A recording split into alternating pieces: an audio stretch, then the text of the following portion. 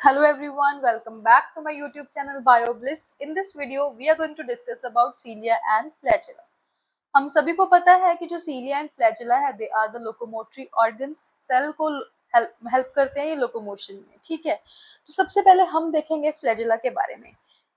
जो हमारे पास flagella रहता है, वो बेसिकली लोकोमोटरी ऑर्गन है, जो कि प्रेजेंट होता है बोथ प्रोकैरियोट्स एंड यूकैरियोट्स में। लेकिन जो यूकैरियोटिक फ्लैजेला होता है वो डिफरेंट होता है देन द प्रोकैरियोटिक फ्लैजेला, ठीक है। Prokaryotic flagella is made up of flagellin protein whereas eukaryotic flagella is made up of tubulin protein. सबसे पहला डिफरेंस तो यही रहता है।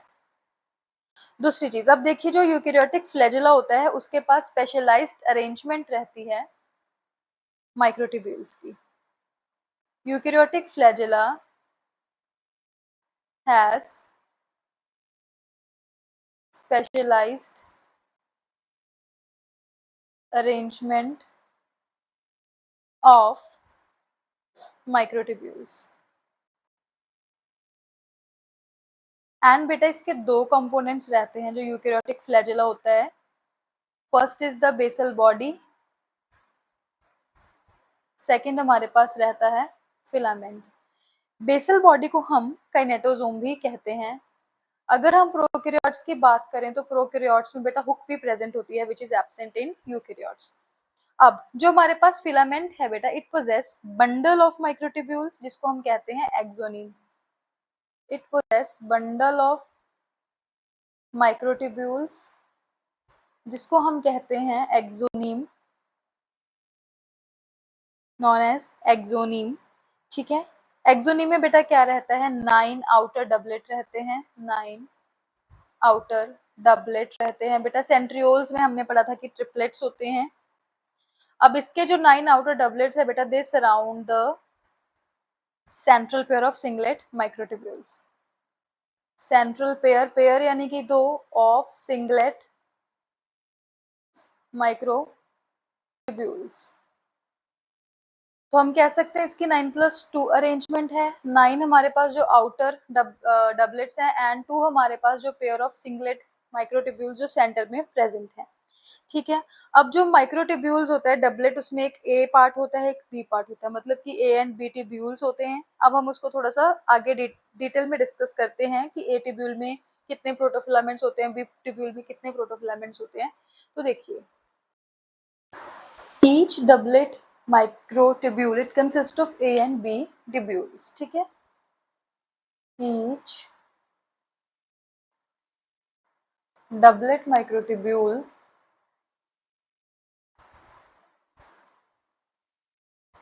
consists of A and B tubules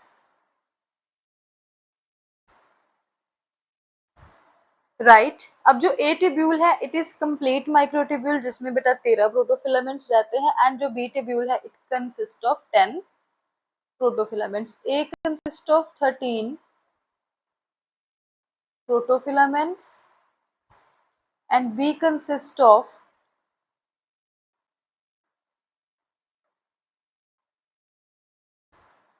10 प्रोटोफिलामेंट्स।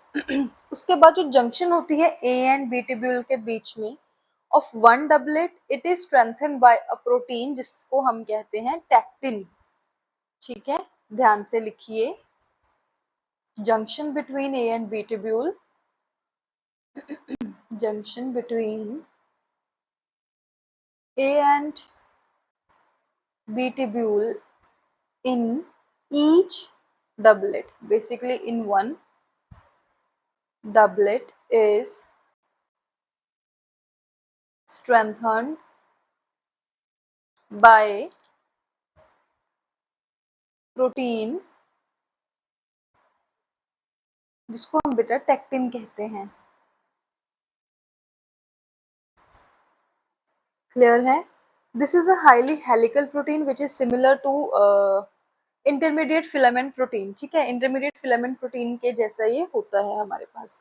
अब जो एक्सोनीम है it is surrounded by plasma membrane, ठीक है। अब जो हमारे पास एक्सोनीम है is surrounded by plasma membrane. देखिए बेटा कुछ ऐसा होता है, जैसे ये हमारे पास यूकेरियोटिक सेल है, ठीक है, ये हमारे पास बेसल बॉडी है, ये हमारे पास फिलामेंट है। फिलामेंट में बेसिकली एक्सोनीम, इसको भी बेटा प्लाज्मा मेम्ब्रेन ने सराउंड करा होता है, ठीक है। It is surrounded by plasma membrane. Clear है सभी को इतनी चीज? अब देखिए जो एक्सोनीम है फिलामेंट का, it connects with the basal body. देखा है आपने, ये बेसल बॉडी है हमारी और ये एक्सोनीम कनेक्ट करता है बेसल बॉडी के साथ, ठीक है, फिलामेंट। उसके बाद लाइक सेंट्रियोल्स, जो बेसल बॉडी है वो सिलेंड्रिकल स्ट्रक्चर होती है विच कंटेन 9 ट्रिपलेट माइक्रोट्यूब्यूल्स, ठीक है। Each triplet contain 13 protofilament microtubule. जो ए ट्यूब्यूल है it fuse to incomplete B tubule which in turn fuse to incomplete C tubule, ठीक है। A and B tubules of basal body continues in the axonemal shaft, whereas जो C tubule है it terminates within the transition zone between basal body of the shaft. Clear है सभी को इतनी चीज? आप इसको लिख लो, ठीक है, सेंट्रियोल के जैसे बिल्कुल।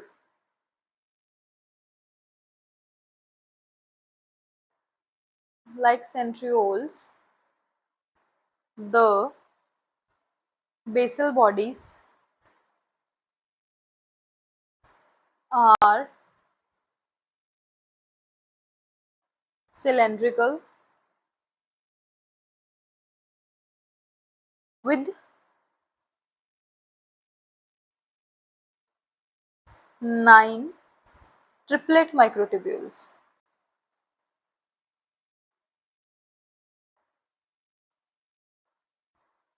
आप इस चीज को समझ पा रहे हो कि जो बेसल बॉडी है बेटा वो सेंट्रियोल्स के जैसी होती है। मतलब कि अगर कोई हमसे पूछे कि बेसल बॉडी की जो हमारे पास स्ट्रक्चरल रिप्रेजेंटेशन है वो कैसी रहती है बेटा, तो बेसल बॉडी की 9+0 रहती होगी। इतनी चीज सभी को क्लियर है? अगर किसी ने बेसल बॉडी की स्ट्रक्चरल रिप्रेजेंटेशन को समझना है तो वो सेंट्रियोल वाली वीडियो देख सकते हैं, बिल्कुल सेम वैसी होती है जो हमारी बेसल बॉडी की रिप्रेजेंटेशन होती है।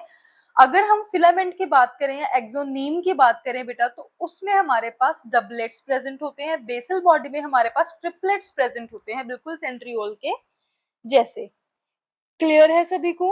अब ए एंड बी टिब्यूल्स हैं जो बेसल बॉडी के, they continue in the axonemal shaft. जो सी टिब्यूल रहता है बेटा, it terminates within the transition zone.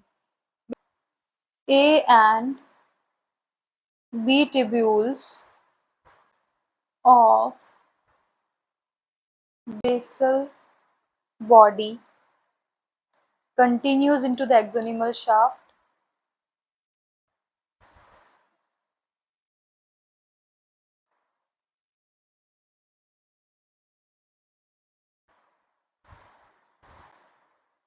जो C tubules है, whereas C tubule terminates within the transition between basal body and the shaft। तो आगे थोड़ी सी स्ट्रक्चर डिस्कस करेंगे फ्लैजेला की। Let's see the structure. तो फ्लैजेला कुछ ऐसा रहता है, देखना।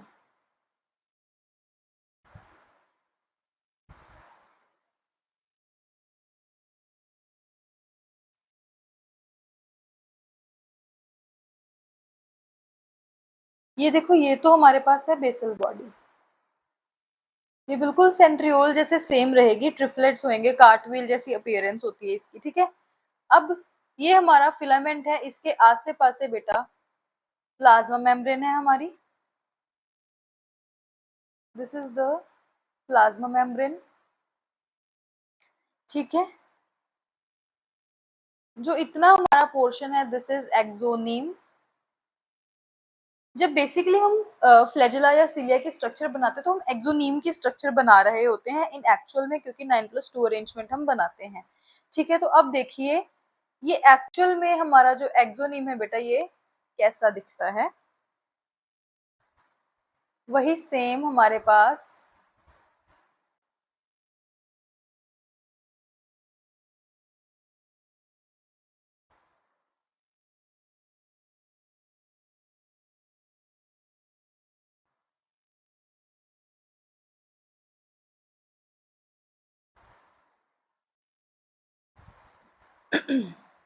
देखिए इसके ये हमारी रहती है प्लाज्मा मेम्ब्रेन। ठीक है, इसके अंदर हमें मिलते हैं 9 डबलेट्स, 1 2 3 4 5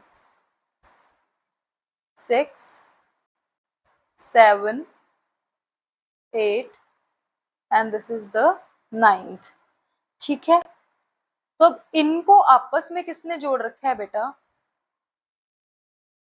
इसको हम ए बी लिंकर बोलते हैं। एक का ए एंड दूसरे का जो रहता है हमारा बी, उसको ये लिंक कर रही है। This is a b linker. इसके सेंटर में हमारे पास जो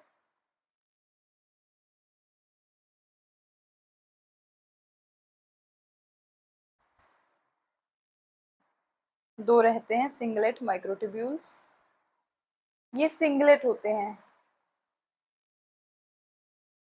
इतनी डिटेल में भी क्वेश्चन आ सकता है बेटा कि जो सेंटर में वो सिंगलेट है कि डबलेट है, तो आपको याद रखना पड़ेगा कि सिंगलेट माइक्रोट्यूब्यूल्स होते हैं जो सेंटर में होते हैं हमारे पास। ठीक है, जो ए बी लिंकर है इसमें बेसिकली नेक्सिन प्रोटीन होता है। ठीक है, अब देखिए इसमें रेडियल स्पाइक्स, रेडियल स्पोक्स भी होती हैं कुछ ऐसे करके।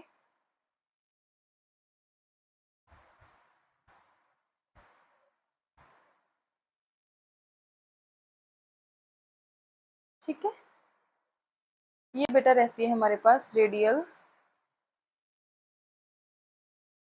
स्पोक्स।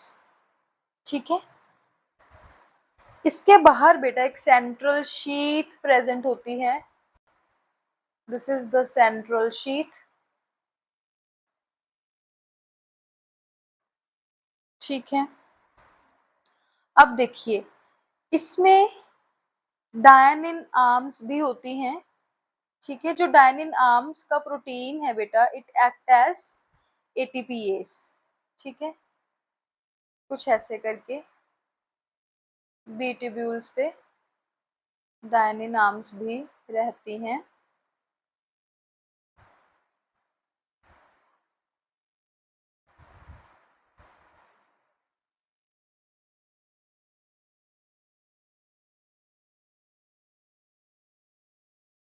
ठीक है, तो ये बेसिकली हमारे पास क्या है, डायनिन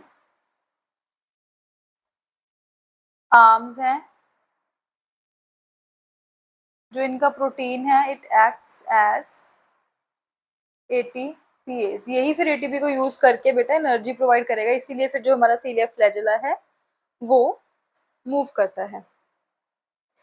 आई होप सभी को क्लियर हो गई होगी डायग्राम कि सीलिया एंड फ्लैजेला दिखता कैसे है।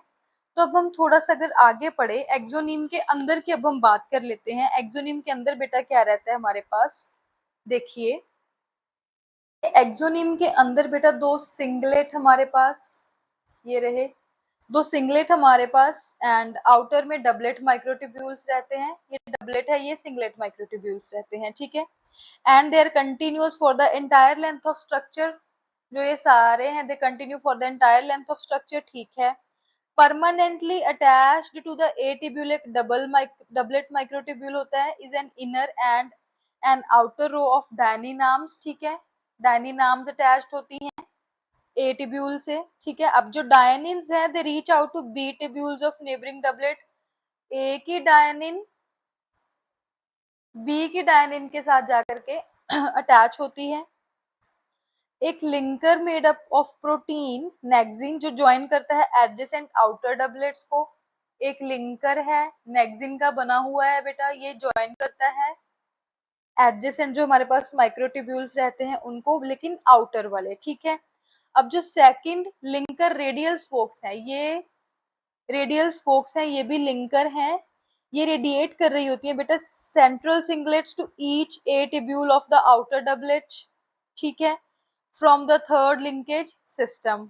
ये थर्ड लिंकेज सिस्टम बना रही होती हैं। अब जो radial spoke and the central pair complex है, they are involve in the beat regulation. Radial spokes, इस चीज को आप लिख लो कि जो हमारी रेडियल स्पोक्स है एंड बेटा सेंट्रल पेयर है, जो radial spokes and central pair, they are involved in beat